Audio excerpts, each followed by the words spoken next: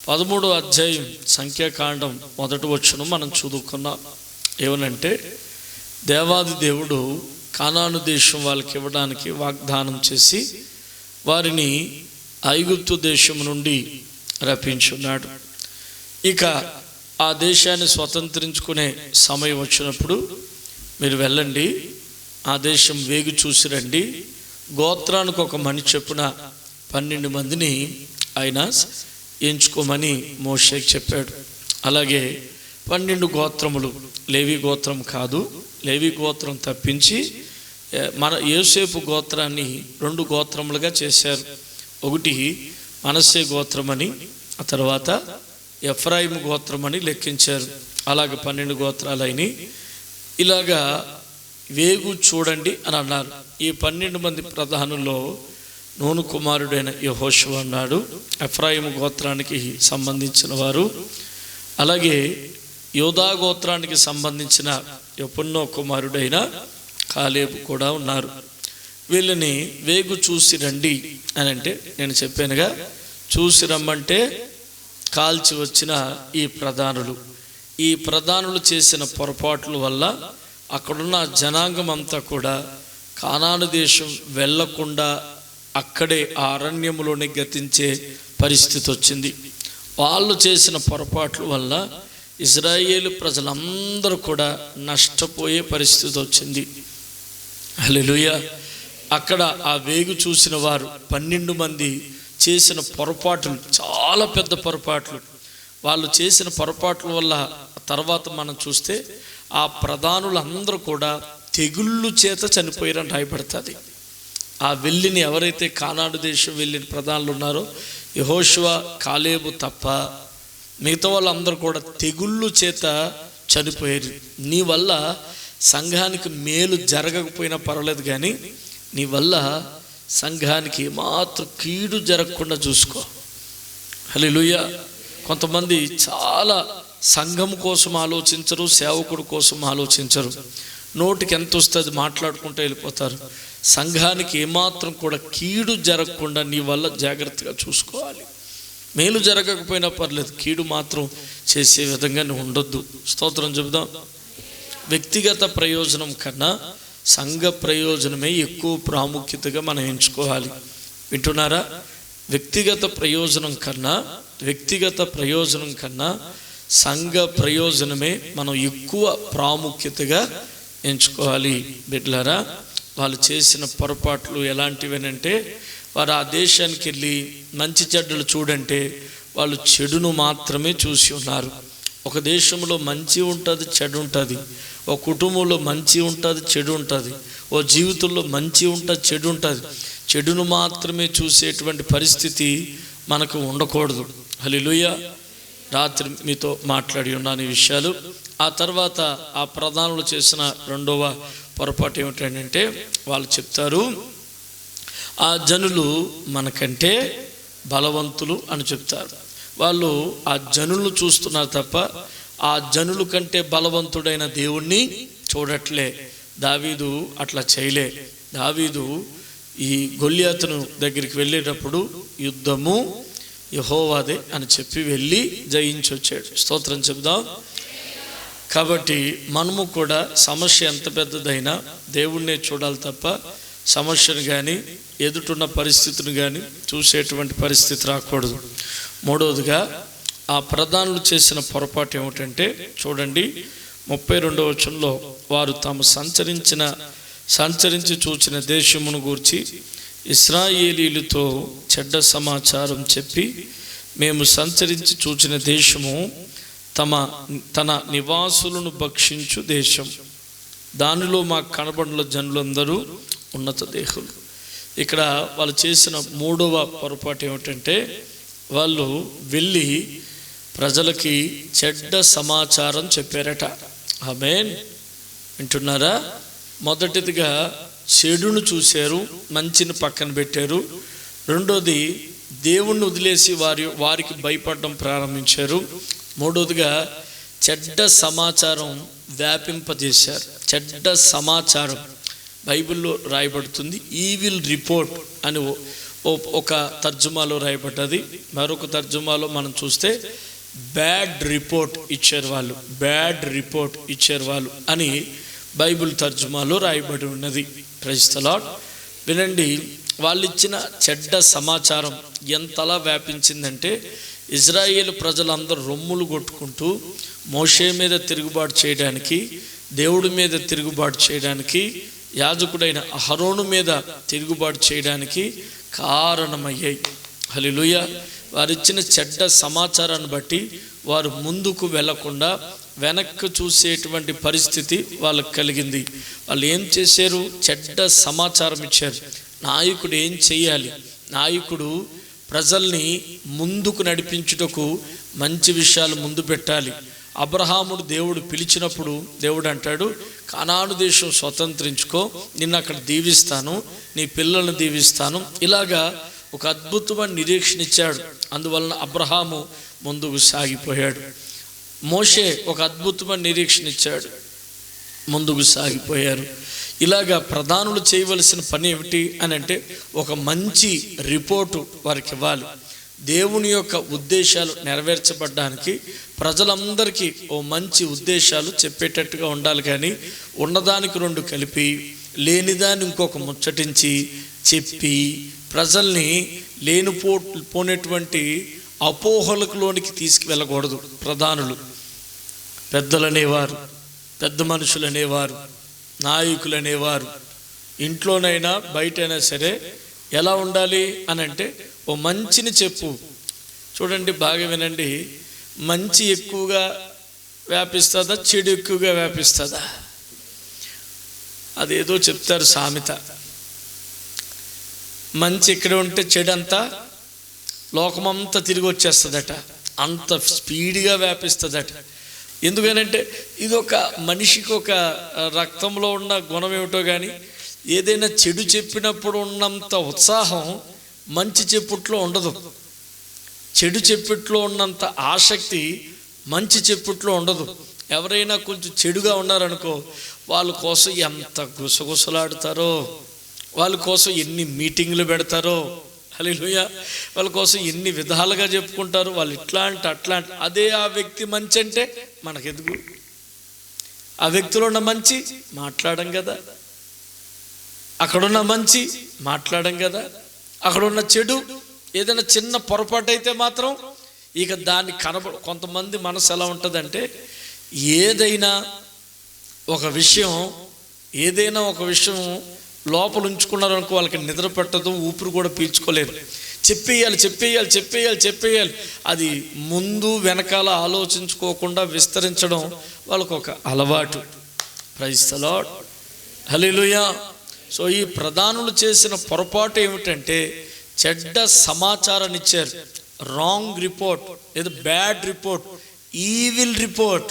బైబిల్లో రాయబడిన మాట ఏమిటంటే ఈవిల్ రిపోర్ట్. కొంతమంది పరిస్థితిని చెడుగా వక్రించి సమాచారం చెప్పి అక్కడున్న పరిస్థితిని తనకు అనుకూలంగా మార్చుకుంటారు. వినండి ప్రియులారా, పరిశుద్ధాత్మ దేవుడు ఈరోజు నీతో మాట్లాడని, ఎప్పుడు కూడా ఒక వ్యక్తిని గురించి కానీ, ఒక సిస్టమ్ గురించి కానీ, సంఘం గురించి కానీ, ఒక కుటుంబం గురించి కానీ చెడ్డగా మాట్లాడడానికి త్వరపడకు. స్తోత్రం చెబుదాం.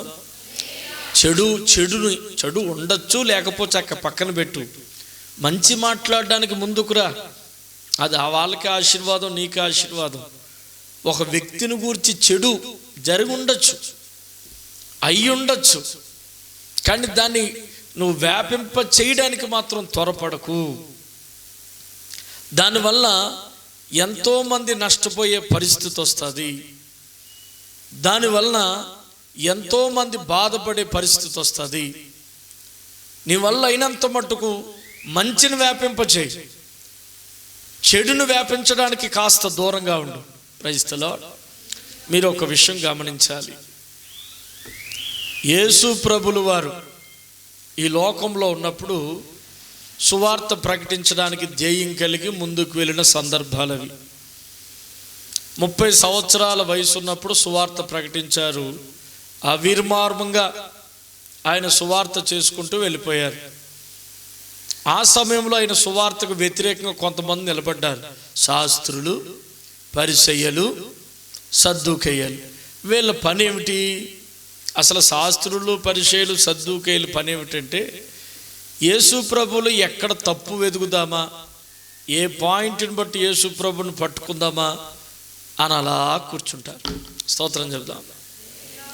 ఎక్కడ తప్పు వెతుకుదామా, ఆ తప్పుని ఎక్కడ ప్రజల్లోకి విస్తారంగా వ్యాపిందామా, ప్రచారం చేద్దామా, యేసు ప్రభువుకు ఏ బలహీనత దొరుకుతుందా ఆ బలహీనత ప్రచారం చేద్దామని అన్నట్టు కూర్చుంటారు. పామరులేమో యేసు ప్రభు వాక్యం నాలోకి వెళ్ళి జీవితాన్ని బాగు చేసుకోవాలని వాళ్ళు కూర్చున్నారు.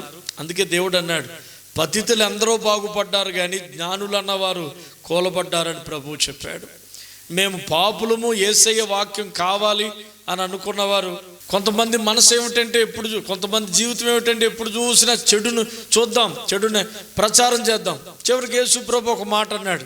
ఏమన్నాడంటే, ఈ దేవాలయం పడగొట్టి 3 దినాల్లో కడతానన్నాడు. నిజానికి ఆ మాట అన్నాడు. ఆ మాట అన్న తర్వాత ఈ శాస్త్రులు, పరిసయ్యులు, సద్దూకయ్యులు ఏం చేశారంటే యేసు ప్రభు అన్న మాటను శారీరకంగా చూసుకుని అది చెడ్డగా ప్రచారం చేయడం ప్రారంభించారు. ఇజ్రాయేల్ ప్రజలందరినీ కూడా శాస్త్రులు, పరిసయ్యులు తమ వైపు తిప్పుకోవడానికి, యేసు ప్రభువుకి ఆపోజిట్గా చేయడానికి వాళ్ళు ఎంతగానో ప్రయత్నం చేశారు. ఇక ఇజ్రాయేల్ ప్రజలకు ఏమని చెడ్డ సమాచారం చెప్పారంటే, ఈ మనుష్యుడు చూసారా, ప్రవక్త అంటున్నారు, చచ్చినోళ్ళు లేపాడు అంటున్నారు, గుడ్డోళ్ళు బాగు చేశాడు అంటున్నారు, కుంటోళ్ళు నడిపించాడు అంటున్నారు. మనకెంతో ప్రతిష్ఠితమైన దేవాలయం, మన పితరులు కట్టిన దేవాలయం పడగొట్టేస్తాడట, 3 దినముల్లో తిరిగి కడతాడంట. ఇది అబద్ధమా నిజమా? మన పితరులు ఎన్నో సంవత్సరాలు కష్టపడి ఈ దేవాలయాన్ని కడితే ఈయన మాత్రం 3 దినాల్లో తిరిగి కడతానంటున్నాడు. ఈ దేవాలయం పడగొట్టండి, తిరిగి కడతానంటున్నాడు. ఈ మనుష్యుడు మాటలు మీరు వింటాడా? ఈ మనుష్యుడు మంచోడా, పిచ్చోడా, ఇతడు వివేకం కలిగిన వాడా, దెయ్యం పట్టుకున్నవాడా? ఏం ప్రకటిస్తున్నారు ఒక మనుషుని కోసం? చెడ్డ సమాచారం. దేవునికి స్తోత్రం చెప్తాం. హల్లెలూయా. బాగా వినండి. ఒక అధికారం కలిగిన వ్యక్తి, ఒక పొజిషన్లో ఉన్న వ్యక్తి, ఓ నాయకత్వంలో ఉన్న వ్యక్తి ఏది చెప్పినా చాలా మట్టుకు ప్రజలు, ఆ నాయకుడి కిందున్న ప్రజలు మంచి చెడ్డ ఆలోచించకుండా నమ్మేస్తారు. మా నాయకుడు చెప్పాడు, మా నాయకుడు తప్పు చెప్తాడా, మా నాయకుడు చెప్పాడని మంచి చెడ్డ ఆలోచించకుండా దాన్ని అలాగే నమ్ముతారు. అందుకే ప్రధాని అనేవాడు చాలా జాగ్రత్తగా రిపోర్ట్ ఇవ్వాలి. Praise the Lord. నీ కింద ఉన్న ప్రజలకి మాదిరికరంగా ఉండు, నీ పైనున్న దేవుడికి భయపడుతూ బ్రతుకు. స్తోత్రం చెబుతాం. నీ కిందున్న ప్రజలకి మాదిరికరంగా ఉండాలి, నీ పైనున్న దేవుడికి భయపడుతూ ఉండాలి. తప్పుడు ప్రచారం వీళ్ళు వ్యాపిస్తూ వచ్చారు. ఈ మనుషుడు చూసారా, దేవాలయాన్ని పడగొడతాడంట, తిరిగి కడతాడంట అని చెప్పినప్పుడు చిట్ట చివరికి యేసు ప్రభుకి శిక్ష వేసేటప్పుడు అదే సమస్యను, అదే విషయాన్ని తప్పుగా మోపారు. ఈ మనుషుడు చూసారా, దేవాలయాన్ని పడగొట్టి 3 దినాల్లో లేపుతారట. Praise the lord. ఆత్మ సంబంధంగా జ్ఞానం కలిగిన వారు ఏం చెప్తారు? నిజమే, ఆయన శరీరం అనే దేవాలయాన్ని పడగొట్టి 3 దినాల్లో లేపుతానని చెప్పారు. చప్పట్లు కొడుతూ హల్లెలూయా చెప్దాం. ఒక మాటను తప్పుగా అర్థం చేసుకోవచ్చు, ఒక మాటను రైట్గా అర్థం చేసుకోవాలి. తప్పుడు ఉద్దేశం కలిగి ఉంటే ఏది మాట్లాడినా నువ్వు తప్పే. ఒకడు అలాగే బైబిల్లో తప్పులు పట్టుకుందామని బైబిల్ చదివేటట. మత్తయి సువార్త 1వ అధ్యాయం చదివేటట. ఏముంది 1వ అధ్యాయంలో? అబ్రహాము ఇస్సాకును కనెను, ఇస్సాకు యాకోబును కనెను. వెంటనే బైబిల్ మూసేసాడట. ఎందుకు మూసాడంటే బైబిల్ అంతా తప్పే. నేను కనిపెట్టేశాను, బైబిల్లో తప్పును కనిపెట్టాను. బైబిల్ అంతా తప్పే. ఏం తప్పు ఉంది బైబిల్ అంటే? అబ్రహాం ఎవరు? మగవాడు. ఇస్సాకు ఎవరు? మగవాడు. ఏముంది? అబ్రహాం ఇస్సాకుని కనెను అంటే మగవాడు మగవాణ్ణి కనెను. ఇస్సాకు యాకోబుని కనెను అంటే మగవాడు మగవాణ్ణి. అంత తప్పే. ఎక్కడైనా మగవాడు మగవాణ్ణి కంటాడా? కాబట్టి మొత్తం ఫేస్బుక్లో, యూట్యూబ్లో, వాట్సాప్లో అందరికీ సమాచారం, బైబిల్ తప్పు, బైబిల్ తప్పు, బైబిల్ తప్పు, చెడ్డ సమాచారం. ఇక కొంచెం అటు ఇటు జ్ఞానం కలిగిన వాళ్ళు బైబిల్ తప్పు అంట, మా జ్ఞానం కలిగిన మా నాయకుడు చెప్పాడు, జ్ఞానం కలిగిన పెద్ద మనిషి చెప్పాడు, బైబిల్ తప్పట, బైబిల్ తప్పట. స్తోత్రం చెప్పి ఇక్కడ జరిగింది అదే. హల్లెలూయా. ఏదైనా ఒక విషయాన్ని చెడ్డగా ప్రచారించడానికి ఎప్పుడు కూడా ముందుకు వెళ్ళేటువంటి పరిస్థితులు రాకూడదు. Praise the Lord. హల్లెలూయా చెప్దాం.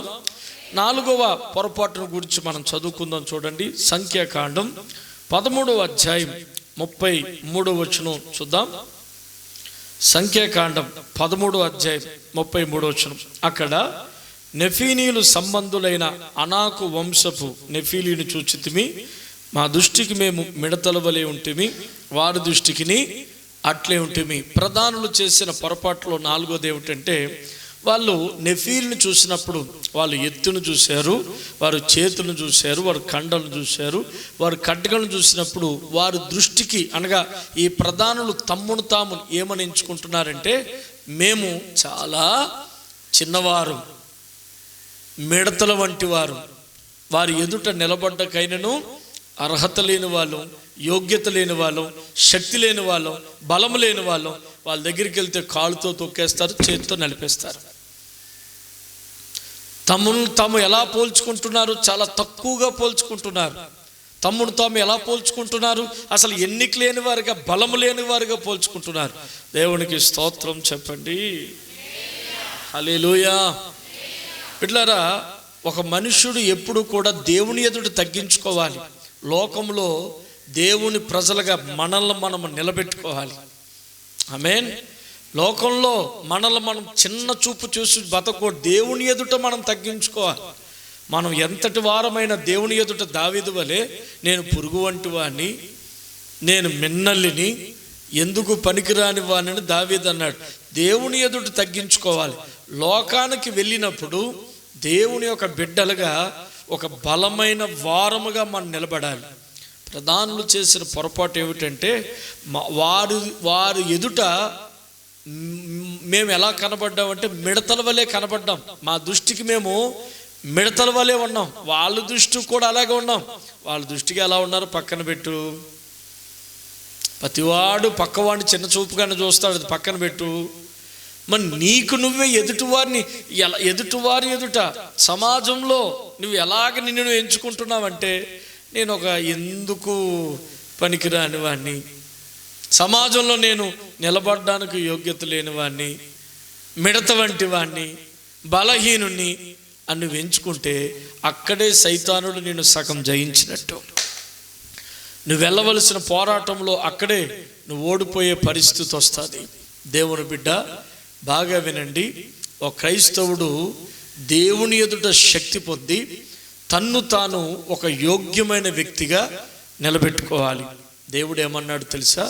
మీరు చీకటి కాదు, మీరు వెలుగై ఉన్నారు. స్తోత్రం. అక్కడ వాళ్ళు తమ్మును తాము మిడతలుగా పోల్చుకున్నారు, అయోగ్యులుగా పోల్చుకున్నారు. దేవుడు ఏమన్నాడు? మీరు వెలుగై ఉన్నారు, మీరు ఉప్పై ఉన్నారు, మీరు నక్షత్రమై ఉన్నారు, మీరు కిరీటమై ఉన్నారు, మీరు దైవములై ఉన్నారు, దేవుని పిల్లలై ఉన్నారు, మీరు కక్కులు పెట్టబడిన కొడవాలై ఉన్నారు. స్తోత్రం చెప్తా. మనం ఎవరు? దేవుడు మనల్ని ఏ దృష్టితో చూస్తున్నాడు? దేవుడు మనల్ని ఏ దృష్టితో చూస్తున్నాడంటే, ఒక అద్భుతమైన, ప్రయోజనకరమైన, శక్తివంతమైన సాధనముగా మనల్ని దేవుడు ఎంచుకుంటున్నాడు. వీళ్ళు నా పిల్లలు లోకంలోకి వెళ్ళి అందరినీ మార్చేస్తారు, వీరు నా పిల్లలు శత్రువును జయిస్తారు, వీరు నా పిల్లలు కక్కులు పెట్టడు కొడవలి వంటి వారు, వీరు నా పిల్లలు, వీళ్ళు నా పేరు పెట్టబడిన జనం, బలమైన జనం, వీళ్ళు బలంగా చేశాను అని దేవుడు ఒక ఉన్నతమైన పొజిషన్కి, ఉన్నతమైన సంకల్పముతో, సాదృశ్యంతో మనల్ని చూస్తే, మనము లోకం ఎదుట వెళ్ళినప్పుడు మనల్ని మనం ఎలా ఎంచుకుంటున్నామంటే, మీరే గొప్ప, మిమ్మల్ని చూస్తుంటే చాలా ఇదిగా ఉంది, మేము మిడతలు వంటి వారు, ఎందుకు పనికిరాని వాళ్ళు. స్తోత్రం చెప్దాం. బలహీనులు, అబ్బే మేము మీ ఎదుట నిలబడ్డకైనను యోగ్యత లేని వాళ్ళు, అయ్యో నీకు యోగ్యత లేదా, పస్కా భుజించావుగా, నీకు యోగ్యత లేదా, రక్తం చేత కడగబడ్డావుగా, నీకు యోగ్యత లేదా, దేవుని పేరు పెట్టబడ్డావుగా, నీ దృష్టిలో నువ్వేమనుకుంటున్నావు చెప్పి రాత్రి అంతే. Praise the Lord. నీ దృష్టిలో నువ్వేమిటి? పాపం మనిషిని బలహీనపరుస్తుంది, అవిశ్వాసం మనిషిని బలహీనపరుస్తుంది. ఓ పాపం చేసిన వాడు నిలబడలేడు. అందుకే యెహెజ్కేలు గ్రంథంలో దేవుడు చెప్తాడు, నరపుత్రుడా నువ్వు చక్కగా నిలబడు, అప్పుడు నీతో మాట్లాడాలి. స్తోత్రం చెప్తాం. అరే నిలబడ్డానికే శక్తి లేనటువంటి ఆలోచనలతో ఉన్నారుగా వీళ్ళు. మనిషికి మొట్టమొదటి శత్రువు మన ఆలోచనే. బయట వాళ్ళు ఎవరో ఖడ్గాలతోటి, బయట వాళ్ళు ఎవరో మనతోటి యుద్ధానికి రానవసరం లేదు, సెకండరీ. మొట్టమొదటి మన శత్రువు ఎవరంటే మన ఆలోచనే మన శత్రువు. మనం ఆలోచించే విధానమే మన శత్రువు, మనం తీసుకునే నిర్ణయాలే మన శత్రువు. చాలామందికి ఆలోచించే పరిణితి ఉండదు. ఈ ప్రధానులు కూడా అట్లాగే ఉన్నారు.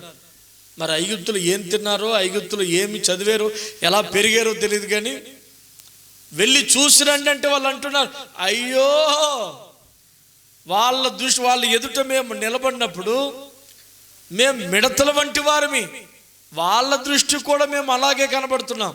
వాక్యం వింటున్న సోదరి సోదరుడా, నీ దృష్టికి నువ్వు ఏమనుకుంటున్నావు అది చెప్పు. ఆమేన్. నీ దృష్టికి నువ్వేమనుకుంటున్నావు? ఈరోజు నువ్వు బలమైన వాడు అనుకుంటున్నావా, బలహీనుడువా? మనం బలమైన వారమే యేసును బట్టి, మనం జ్ఞానవంతులమే యేసును బట్టి. స్తోత్రం. మనం యుద్ధ వీరులమే యేసును బట్టి. హల్లెలూయా. ఒకరోజు ఓ దయ్యం వచ్చింది. దయ్యం పట్టుకున్నవాడు వచ్చాడు. కొంతమంది దేవుడు నమ్ముకున్న బిడ్డలు ఉన్నారు, దేవుని పిల్లలు, దేవుడికి ప్రార్థన చేసి ఎదిగిన బిడ్డలు ఉన్నారు, ఎవరి బిడ్డలు. ఆ దెయ్యం పట్టుకున్నవాడు గిలగిలా గిలగిలా గిలగిల కొట్టుకుపోతున్నాడు. నోట్లో నుంచి ఏదేదో కారుతా ఉంది, ఎక్కడ కంట్రోల్ చేయలేకపోతున్నారు.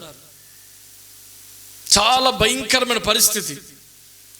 ఆయన పరిస్థితి చూస్తే ఈ యవనస్తులు అనుకుంటున్నారు, ఇటు చస్తాడా బతుకుతాడు, చస్తే మా మీదకి వస్తుందేమో. ఏదో చిన్న చిన్న దయ్యాలంటే పొమ్మంటాం, కానీ ఈ దయ్యం దగ్గర మేమేమి నడిచేటట్లు, ఎంత పెద్ద దయ్యాన్ని మేము ఎప్పుడు చూడలేము. ఇది మమ్మల్ని తినేసేటట్టుగా అంత పెద్దగా అరుస్తుంది, వామ్మో మా మీదకి వస్తుంది అన్నాడు. ఈలోగా యజమానుడైన యేసు ప్రభు వచ్చాడట. వచ్చిన తర్వాత ఏయ్ దయ్యమా పా అని గద్దించగా సైతాను పోయింది. అప్పుడు ఆ యవనస్తులు వచ్చి, శిష్యులు వచ్చి అంటున్నారు, ప్రభువా మరి మేమెందుకు వెళ్ళగొట్టలేకపోతుంది అంటే, ఆ దెయ్యం ఎదుట మిమ్మల్ని మీరు తక్కువగా ఎంచుకొనుట కారణమును బట్టి మీరు వెళ్ళగొట్టలేకపోతుంది. ఆ దెయ్యమా ఇంకో దెయ్యమా, ఏ దెయ్యమైనా యేసునామములో పోతుందని ఆవగించంత విశ్వాసం మీకున్నట్లయితే మీకు అసాధ్యమైనది ఏదియూ. చప్పట్లు కొట్టి స్తోత్రం చెప్తాం. ఇక్కడ మనం జయించడానికి కావలసినటువంటి విశ్వాసం, అది పెద్దదా చిన్నదా అనేది కాదు. దాని ఎదుట నిన్ను నువ్వు ఎలా ఎంచుకుంటున్నావు? నా వల్ల అవుతాదన్నా, నేను చేయగలనా అన్నా, నేను ముందుకు వెళ్ళగలనా అన్నా, ఎలా ఎంచుకుంటున్నావు? నీ దృష్టికి నువ్వు ఎవరివి? Praise the Lord. హల్లెలూయా. పేరు పెట్టబడిన జనాంగానివి. Praise the Lord. నువ్వు ఎవరివి? దేవుని బిడ్డవి. నువ్వు ఎవరివి? దేవుని కుడి చేతిలో నీ పేరు రాయబడ్డది. Praise the lord. దేవుడు అన్నాడు, చూడు నీ పేరు నా అరచేతిలో వ్రాసుకున్నాను. వాళ్ళు చెబుతున్నారు, అయ్యో ప్రజలారా, మా దృష్టికి మేము ఎలా ఉన్నామంటే వారి ఎదుటికి వెళ్ళినప్పుడు ఎందుకు పనికిరానిగా వారిగా ఉన్నాం, మిడతలుగా ఉన్నాం, ఓడిపోతాం, జయించలేం అని ప్రజల గుండెలన్నీ కూడా అవి సారిపోయేలా చేశారు, నీరసం అయ్యేటట్టు చేశారు, బలహీనం అయ్యేటట్టు చేశారు. దేవునికి స్తోత్రం చెప్దాం. హల్లెలూయా. పిల్లలారా, ఈ విషయాన్ని మీరు గమనించండి. నీ విజయానికి కారణం నీ మనోధైర్యమే. నీ విజయానికి కారణం నీ మీద నీకున్న సంకల్పమే. నీ విజయానికి కారణం నీ మీద నీకున్న ఆ నమ్మకమే. నీ మీద ఒక కాన్ఫిడెంట్ ఉండాలి ఫస్ట్. నీ మీద నీకు కాన్ఫిడెంట్ ఉండాలి ఫస్ట్. బయట వాళ్ళు పక్కన పెట్టు, బయట వాళ్ళు అంచనాలు పక్కన పెట్టు. నువ్వు జయిస్తావని కాన్ఫిడెంట్ నీకు ఉండాలి. జయించి తిరిగి వస్తానని కాన్ఫిడెంట్ నీకు ఉండాలి. చేస్తాను, చెయ్యగలను అని నమ్మకం నీకు ఉండాలి. Praise the Lord. మనం చదువుకున్నాం లేఖనం, నెహమ్యా గ్రంథాన్ని మనం చదువుకున్నాం. ప్రాకారం అంతా కూలిపోయింది, గుమ్మములన్నీ అగ్ని చేత కాల్చబడ్డాయి, పని ఆగిపోయింది. జెరుబ్బాబెలు వచ్చి మందిరము పునాది వేసి మందిరం పూర్తి చేశారు. ప్రాకారం కట్టాలి, తిరిగి కట్టాలి. కొన్ని గుమ్మముల వరకు తిరిగి కట్టాలి, కొన్ని గుమ్మములు బాగు చేయాలి, దాన్నే బాగు చేయాలి. నెహమ్యా వచ్చాడు.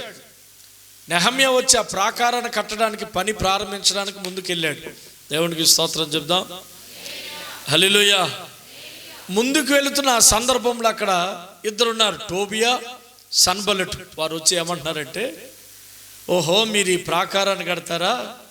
ఈ ప్రాకారాన్ని మీరు కడితే ఒక నక్కొచ్చి దాని మీద నడిచినప్పుడు ఈ గోడ కూలిపోతుంది. దుర్బలులైన మీరు, ఏమన్నారు అక్కడ? దుర్బలులైన మీరు ఏం చేయగలరు అని ప్రశ్నించాడు. దేవునికి స్తోత్రం చెప్దాం. మీరు బాగా వినండి. మనం దుర్బలులమే కావచ్చు, మనం అజ్ఞానులమే కావచ్చు, చదువు లేని వారమే కావచ్చు, బానిసలమే ఒకప్పుడు కావచ్చు, పేదవారమే కావచ్చు. కానీ నెహమ్యా పక్షాన దేవుడు ఉన్నాడు. Praise the Lord. మేము దుర్బలులం కావచ్చు, మేము చదువుకోలేని వారం కావచ్చు, అజ్ఞానులం కావచ్చు, కానీ మా దేవుడు మమ్మల్ని శక్తివంతంగా నిలబెట్టి ఉన్నాడు. స్తోత్రం చెప్దాం. హల్లెలూయా.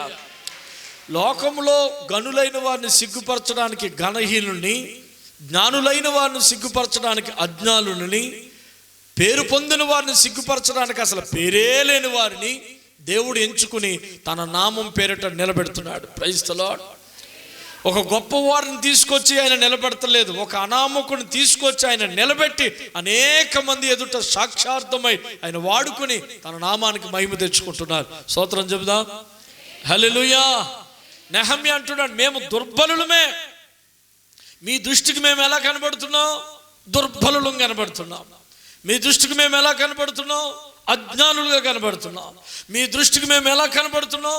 శ్రమ నొందిన వారుగా కనబడుతున్నాం. మీ దృష్టికి ఎలా కనబడినా సరే, మా దృష్టికి మేము దేవుని రక్తము చేత కడగబడిన పిల్లలముగా మేము ఉన్నాం. Praise the Lord. మా దృష్టికి మేము దేవుని యొక్క శక్తిని పొందిన పిల్లలుగా ఉన్నాం. Praise the Lord. మా దృష్టికి మేము దేవుని సహాయము పొందిన బిడ్డలుగా ఉన్నాం. Praise the Lord. మా దృష్టికి మేము దేవుడు మాతో ఉన్నాడని ధైర్యము కలిగిన బిడ్డలుగా ఉన్నాం. అంత మందిలో ఒక్క నెహమ్యా మాటలకి అందరూ ఆశ్చర్యపోతున్నారండి. ఒక్క నెహమ్యా నాయకుడు పలికిన మాటలకి ఇజ్రాయేల్ 12 గోత్రములు కత్తి పట్టుకున్నవాడు కత్తి పట్టుకుంటున్నాడు, గొడ్డలు పట్టుకున్నవాడు గొడ్డలు పట్టుకుంటున్నాడు, తాపి పట్టుకున్నవాడు తాపి పట్టుకుంటున్నాడు, పని చేసేవాడు పని చేస్తున్నాడు, ప్రయాసపడేవాడు ప్రయాసపడుతున్నాడు, ప్రార్థించేవాడు ప్రార్థించుతున్నాడు. చెల్లా చెదిరైపోయిన గోత్ర ప్రజలందరినీ ఒక తాటిపై నడిపించిన ఒక ప్రధాని నెహమ్యా. Praise the lord. అరే చూసావా, ఓయమ్మో ఆ ప్రధానులు చూడు, ఏమంటున్నారు వాళ్ళ దృష్టికి మేము. నువ్వు నీరసపడి నీ వెనకాల ఉన్న వారిని నీరసపడిస్తావా? నువ్వు బలహీనపడి నీ వెనకాల ఉన్న వాళ్ళందరినీ భ్రష్టులు చేసావు కదా. దేవుడు నీకు స్థానం ఇచ్చాడు, ఆ స్థానానికి తగ్గట్టుగా నువ్వు ఆలోచించదువుగాక. వింటున్నావా? దేవుడు నీకు ఒక పొజిషన్ ఇచ్చాడు, నీ వెనకాల ఉన్న వారికి ఓ మంచి నిర్ణయాలు. నీ దృష్టికి నువ్వు ఎలా ఉన్నావు ఈరోజు చెప్పు చాలు. తల్లోయ్, నువ్వేమనుకుంటున్నావు? నీ దృష్టికి నువ్వు మిడతవా? దేవుని ఎదుట తగ్గించుకోవాలి, లోకం ఎదుట బలమైన వారుగా చేతులు కట్టి నిలబడాలి. దేవుని ఎదుట తగ్గించుకోవాలి, శత్రు ఎదుట బలమైన వ్యక్తిగా ఖడ్గం పట్టుకుని నిలబడాలి. దావీదు దేవుని పాదాల దగ్గర తగ్గించుకున్నాడు. ఫిలిష్తీయుల ఎదుట బలమైన ఖడ్గం పెట్టుకొని నిలబడ్డాడు. ఆ ఖడ్గానికి వారు నిలవలేక ఫిలిష్తీయులు పారిపోయారు, సిరియన్లు పారిపోయారు, అమోరియలు పారిపోయారు. దేవుని దగ్గర తల వంచాడు, శత్రువు దగ్గర నిలబడ్డాడు. స్తోత్రం చెబుతా. వీళ్ళు ఏమంటున్నారు? వాళ్ళ దృష్టికి మేము మిడతలము, మా దృష్టికి కూడా, వాళ్ళ దృష్టికి నేను మాట్లాడతలేదే. శత్రువు ఎప్పుడు కూడా పక్కవాడిని మిడతతోటి, కుక్కతోటి, నక్కతోటి పోలుస్తాడు. ఇప్పుడు వీళ్ళు కూడా ఏమన్నారు? దుర్బలులైన యూదులు ఏం చేయగలరు? బలులర్పించి బలపరుచుకుంటారా? ప్రార్థనలు చేసి బలం తెచ్చుకుంటారా? ఉపవాసాలు చేసి వీళ్ళ సిద్ధపాటు చేసుకుంటారా? ఉపవాస ప్రార్థన చేస్తే కార్యాలు జరిగిపోతాయా? ఉపవాసముతో ఏ కార్యాలు జరుగుతాయి జరగవా? ముందు నువ్వు చెప్పు. ఉపవాసముతో ప్రార్థన చేస్తే కార్యాలు జరుగుతాయి జరగవా? ప్రార్థన ద్వారా మనం బలం పొందమా? ప్రార్థన ద్వారా మన శత్రువుని మనం జయిస్తామా జయించమా? మన బలహీనులమే మన దేవుడు బలవంతుడా కాదా? మనం అజ్ఞానులమే, దేవుడు మన జ్ఞానమా కాదా? నీ దృష్టికి నువ్వు ఎలా ఉండాలి? నీ దృష్టికి నువ్వు ఎలా ఉండాలి? నెహమ్యా అంటాడు, ఒక మంచి నాయకుడిగా, ప్రజలారా మనం దుర్బలం కావచ్చు, 70 సంవత్సరాలు బబులోను దేశంలో బానిసత్వం ఉండొచ్చు, ఇప్పుడు మన దేవుడు మన పక్షాన ఉన్నాడు, మీరందరూ సిద్ధపడండి. వాళ్ళు ఎగతాళి చేస్తున్నారు. మీరు కట్టిన గోడ మీద నక్కొచ్చి ఇటు అన్నట్లయితే ఆ గోడ పడిపోతుంది అనగా, నెహమ్యా గోడ కట్టిన తర్వాత ఇజ్రాయేల్ ప్రజలందరినీ, సగం మందిని ఆ గోడెక్కించి దేవుని ఆరాధన చేశాడు. చప్పట్లు కొట్టారు. వాళ్ళేమో ఒక నక్కొచ్చి పడిపోతుంది అన్నాడు. నెహమ్యా ఏమో సగం మందిని ఎక్కించి దేవుని గోడెక్కించాడు. గోడ పైకెక్కించి ఆరాధన చేయండి అన్నారు. అందరూ గోడెక్కి దేవునికి స్తోత్రం చెప్పారు. ఎంత గొప్ప ప్రధాని, ఎంత గొప్ప నాయకుడు. వాక్యం వింటున్న దేవుని బిడ్డలారా, ఈరోజు ఈ మాట విను. నువ్వెప్పుడు కూడా ఓ సమాజంలోకి వెళ్ళినప్పుడు, ఓ పరిస్థితి ముందుకు వెళ్ళినప్పుడు, ఓ సమస్యలోకి వెళ్ళినప్పుడు, యుద్ధంలోకి వెళ్ళినప్పుడు, అనగా పోరాటంలోకి వెళ్ళినప్పుడు, నువ్వెప్పుడు కూడా చేతకాని వాడిగా మాత్రం ఎంచుకోకు. బైబిల్లో ఏముందో తెలుసా? శ్రమ దినమున కృంగిన వాడు చేతకాని వాడు అవుతాడు. ఎదట పోరాటం వెళ్ళాలి. నెఫీలు చూసి వాళ్ళు కృంగిపోతున్నారు. అయ్యో, వాళ్ళ దృష్టికి మేము మిడతల వంటి వారు అని తమ్మును తాము ఒక కృంగ తీసేసుకునే మనసు. చాలామంది చూడండి, ఉత్తప్పుడు బలంగానే ఉంటారు. సమస్య వచ్చినప్పుడు ఇంకా చూసుకో, వాళ్ళ ధైర్యం ఏమాత్రం ఉండదు. వాళ్ళు ధైర్యం చెడిపోతారు, తన వెనకాలన్న వారిని కూడా ధైర్యం చెడగొట్టేసేటువంటి పరిస్థితి. నువ్వు బలహీనుడు కాదు, నేను దేవుడు ఎంచుకున్నాడు. నీ పేరు, రాత్రి చెప్పాను, నీ పేరు చెబితేనే శత్రువులు గడగడగడమని వణికేటువంటి పరిస్థితి. నీ చుట్టూ దైవిక భయం పుట్టిస్తున్నాడు. హల్లెలూయా. నీ గొప్పతనం కాదు, దేవుడు బిడ్డవు నువ్వు, దేవుడు నమ్ముకున్న బిడ్డవు నువ్వు. నువ్వు బయట పరిస్థితులు ఎదుట నువ్వు చేతకాని వాడుగా నిలబడకు. నువ్వు ఒక ఇంటర్వ్యూకి వెళ్ళావు, ధైర్యంగా నిలబడంత నా దేవుడు నా పక్షాన ఉన్నాడు. హల్లెలూయా. నా దేవుడు నా పక్షాన ఉన్నాడు.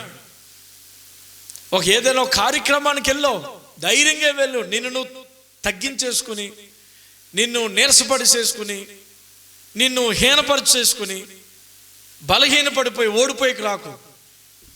ధైర్యంగా వెళ్ళు. దేవుడు ఇజ్రాయేల్ ప్రజల్ని దేంతో పోల్చాడు తెలుసా? గురిపోతుతో పోల్చాడు. స్తోత్రం చెప్తాం. దేంతో పోల్చాడండి? గురిపోతు. చూడండి, మీకు అక్కడే ఉంటుంది. సంఖ్యాకాండం 23:21. ఆయన యాకోబులో ఏ దోషమును కనుగొనలేదు, ఇజ్రాయేల్లో ఏ వంకరతనమును చూడలేదు. అతని దేవుడైన యెహోవా అతనికి తోడై ఉన్నాడు. స్తోత్రం చెప్తాం. నీ దృష్టికి నువ్వు ఎలా ఉన్నావో కానీ దేవుని దృష్టితో చూస్తే నువ్వు ఖచ్చితంగా జయించి తిరిగి వస్తావు. దేవుని దృష్టికి నువ్వు చూడవలసింది చూస్తే ఖచ్చితంగా నువ్వు జయించి తిరిగి వస్తావు. ఆ ప్రధానులు చూసినట్లుగా నువ్వు చూడకు. ఒకప్పుడు ఎవరో అవసరం లేదు.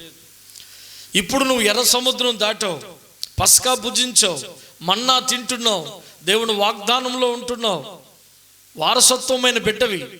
ఇప్పుడు నువ్వు ఎలా ఎంచుకోవాలి? నిన్ను నువ్వు ఎలా ఎంచుకోవాలి? అది వింటున్నావా? నిన్ను నువ్వు ఎలా ఎంచుకోవాలి? ఓ చేతకాని వాడి కింద ఎంచుకోవాలా? లేదు. దేవుడు ఏమంటున్నాడు తెలుసా? ఇదిగో యాకోబులో ఏ దోషము కనుగొనలేదు. బయట ప్రపంచానికి ఎవరు ఈ మాటలు చెప్తున్నారంటే, బిలాము అని ఒక ప్రవక్త, మోయాబిన్ రాజు బాలాకు ఇజ్రాయేల్ ప్రజలను శపించమని బిలామును తీసుకురాగా, బిలాము శపిందామని వెళ్ళినప్పుడు దేవుడు బిలాము నోట నుండి బాలాకు వినిపిస్తున్నాడు. ఏమని వినిపిస్తున్నాడు అంటే, మా వింటున్నావా స్తోత్రం చెప్పండి. ప్రధానుల పాపములు. మొదటిది ఏమిటి? చెడునే చూశారు, మంచిని చూడలేదు. రెండోది ఏమిటి? దేవుడు బలవంతుడు అని అనుకోలేదు, వాళ్ళే బలవంతులు అనుకున్నారు. మూడోది ఏమిటి? చెడు సమాచారం వ్యాపింపజేశారు. నాలుగోది ఏమిటి? తమ్మును తాము తక్కువ చేసి చూస్తున్నారు. ఎవరి ఎదుట? శత్రువులు ఎదుట. తమ్మును తాము ఎందుకు పనికిరాని వారుగా చూస్తున్నారు. ఎవరి ఎదుట? శత్రువులు ఎదుట. స్తోత్రం చెబుతాం. హల్లెలూయా. సో ఇక్కడ చూడండి పిల్లలారా, బిలాము శపిందాం అని బాలాకు దగ్గరికి వచ్చాడు. ఈ ప్రజలు ఎవరో వీళ్ళని శపిస్తే శపించబడతారు. నిజంగా బిలాము శపిస్తే శపించబడతారట, దీవిస్తే దీవించబడతారట. బిలాము శపిందామని కళ్ళు మూసుకుని ప్రవచనం ప్రవచిస్తున్నప్పుడు 21వ వచనంలో అంటాడు, ఆయన యాకోబులో ఏ దోషము కనుగొనలేదు, ఇజ్రాయేలులో ఏ వంకరతనమును. స్తోత్రం చెబుదాం. హల్లెలూయా. వినండి ప్రియులారా, యాకోబులో దోషం ఉందా లేదా? ఉందా? వాస్తవం మాట్లాడండి. యాకోబులో దోషం ఉందా లేదా? అసలు యాకోబు దోషము కలిగిన వాడు. దోషాలు ఎందుకు లేవు? ఉన్నాయి. వంకరతనం ఉందా లేదా? ఉన్నాయి. కానీ దేవుడు వాటిని ఏం చేశాడు? దోషమును పరిహరించి వంకరతనమును సరిచేశాడు. అందుకే మోషే అంటున్నాడు, మేము ఈ అరణ్య మార్గంలో నడిచి కానాను దేశం వెళ్ళడానికి కారణం నీ కృపాతిశయమే, నీ కృపా మాహిత్యమును బట్టే మేము కానాను దేశానికి వెళుచున్నాం అని అంటున్నాడు. జాగ్రత్తగా వినాలి. స్తోత్రం చెబుదాం. యాకోబు దోషం కలిగిన వాడే, నేను దోషం కలిగిన వాళ్ళమే, మనందరూ దోషం కలిగిన వాళ్ళమే. వంకరతనం మన పుట్టుకతోనే వచ్చింది. కానీ దేవుడు మన దోషములు చూడట్లేదు, మన వంకరతనము చూడట్లేదు, మన శత్రువుల ఎదుట మన దోషమును గూర్చి అస్సలే మాట్లాడట్లేదు. స్తోత్రం చెప్తాం. ఎంత గొప్ప దేవుడు! నీ దోషం కోసం నీతోనే మాట్లాడే దేవుడు తప్ప శత్రువు ఎదుట మాట్లాడేవాడు కాడు. చాలామంది, ఇంత 3వ వచనంలోకి వద్దాం మనం. చాలామంది ఏం చేస్తారంటే, మన విషయాలు మనతో మాట్లాడరు, అందరితో మాట్లాడతారు. మన విషయాలు మనతో మాట్లాడరు, అందరితో మాట్లాడతారు. ఒక భార్య తన భర్త కోసం ఎదుటి వాళ్ళతో చెడ్డుగా మాట్లాడితే ఆ పరువు పోయేది భార్యకే పోతుంది, ఇంకెవరికైనా పోతుందా? తల్లి వింటున్నావా? నా భర్త ఇట్లా అటాడు, నా భర్త అట్లా అటాడు, నా భర్త అన్నాడు అనుకో, ఏదో ఒక రోజు వాళ్ళే నీకు మొత్తం నిప్పు పెడతారు. ఎవరు పరువు పోతుంది? నీ భర్త కోసం అందరికీ చెప్పుకున్నాక నీ పరువే పోతుంది. ఓ భర్త తన భార్య కోసం చెడుగా ఉన్నది ఏదో అది ఇది బలహీనతలన్నీ చెప్పాడు అనుకో, పరువు ఎవరిది పోతుంది? మన పిల్లల కోసం బయట మనం చెప్పుకుంటే పరువు ఎవరు పోతుంది? దేవాది దేవుడు తన బిడ్డల వంకరతనాన్ని బయటికి చెప్పేవాడు కాడు. ఎంత మంచి దేవుడు! తన దోషమును బిలాము ద్వారా బాలాకు చెప్పే దేవుడు కాడు. వంకరతనమును చూసేవాడు కాదు, దోషమును బట్టి మనల్ని వెలివేసేవాడు కాడు. మరి నువ్వెందుకు చూస్తున్నావు? వాళ్ళ దృష్టికి మమ్మల్ని మేము మిడతలుగా ఎంచుకుంటున్నాం. అసలు వాళ్ళు ఎదుట నిలబడుటకైనను మేము యోగ్యత లేని వారమైతే యుద్ధం ఎట్లా చేస్తావు? పోరాటం ఎట్లా చేస్తావు? జయం ఎలా పొందుతావు?